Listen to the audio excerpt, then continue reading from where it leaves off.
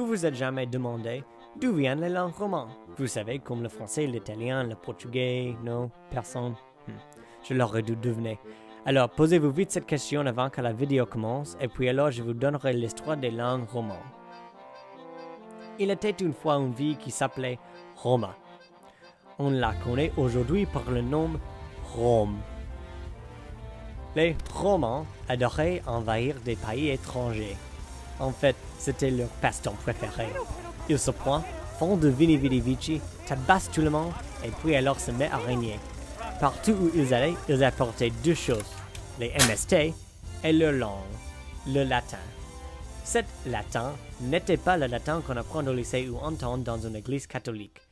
C'était la langue des peuples, comme eux. C'était le latin vulgaire.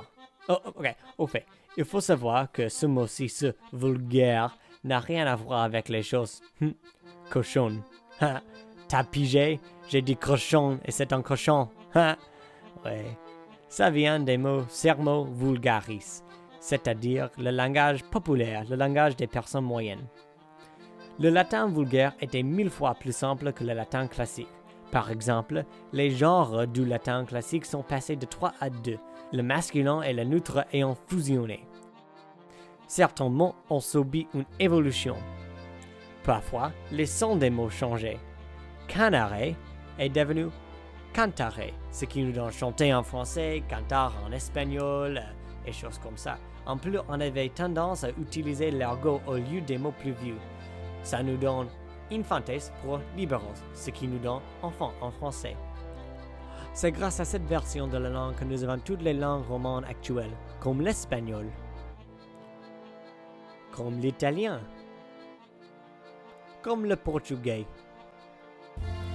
et bien sûr, comme le langage français.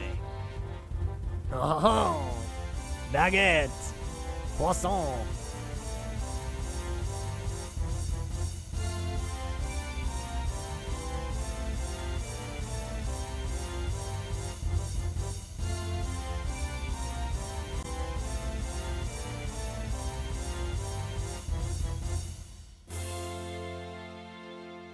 Ça y est, la fin.